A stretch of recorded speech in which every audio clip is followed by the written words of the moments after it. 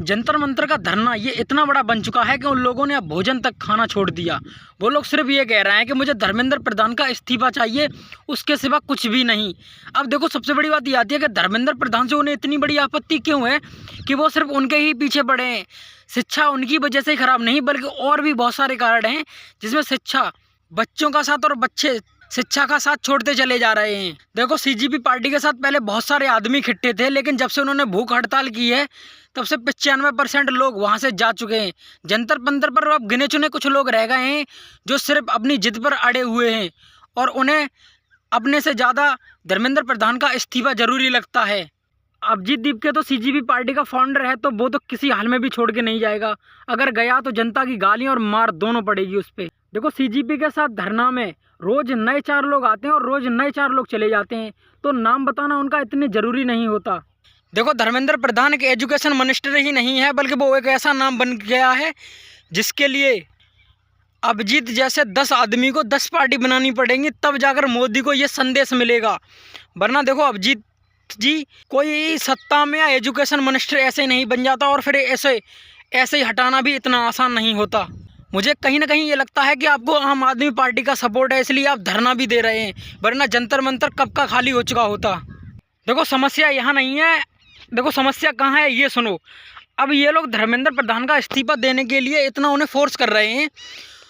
क्या लगता है आपको कि वो इस्तीफा देंगे? फिर उनसे इस्तीफा ये दिलवाएगा कौन? हम, या दीपके, या फिर जो जंतर मंतर में भूख हड़ताल कर रहे हैं वो लोग? है किसी में इतनी क्षमता या दम जो उनके पास तक जा सकें?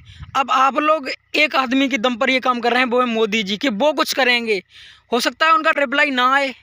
देखो, मैं आप लोगों से कह रहा हूँ, किसी पार्टी या किसी जंतर मंतर में विरोध कर रहा हूँ, लोगों से नहीं।